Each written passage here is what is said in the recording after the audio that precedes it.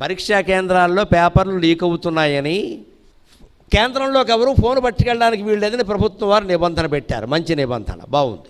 అన్ని కేంద్రాల్లో పరీక్ష సరిగ్గా జరుగుతుందో లేదో అని రాచకొండ కమిషనర్ చౌహాన్ గారు పరిశీలనకి వెళ్ళారు. ఓ కేంద్రానికి వెడితే అక్కడ ఒక లేడీ కానిస్టేబుల్ ఉంది, ఒక ఆవిడ. లోపలికి వెళ్ళిపోతున్న ఆ అమ్మాయి ఆపి, సార్ మీ ఫోన్ ఇవ్వండి అని అడిగింది. ఆ అమ్మాయికి నమస్కారం, ఆ అమ్మాయికి నమస్కారం.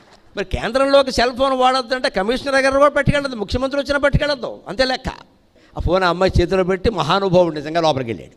వెళ్ళి ఓ పావుగంట చూసి వచ్చేస్తూ ఆ అమ్మాయిని మెచ్చుకుని, నువ్వు నా కూతురు లాంటిది అనవమ్మా, పండక్కి ఇస్తున్నా ఏమనుకోవద్దు అని 1000 రూపాయలు చేతిలో పెట్టాను. నేను గిఫ్ట్ కింద ఇస్తున్నానమ్మా, మా అమ్మాయి లాంటిదానివి. అమ్మాయి మొహమాట పడింది, ఏదో నా డ్యూటీ కాదమ్మా, ఇలాగే ఉండాలి, డిపార్ట్మెంట్ అంతా ఇలాగే ఉండాలి, నీలాంటి వాళ్ళు మా డిపార్ట్మెంట్లో ఉంటే డిపార్ట్మెంట్ గౌరవం పెరుగుతుందని చెప్పాడు. అక్కడే ప్రకటించాడు పత్రికల వాళ్ళు ఉండగా, త్వరలోనే ఈ అమ్మాయికి పోలీస్ డిపార్ట్మెంట్లో అవార్డు ఇవ్వబోతున్నామని. ఇది ఖచ్చితంగా ఉంది. ధర్మరక్షణ అంటే అంతే.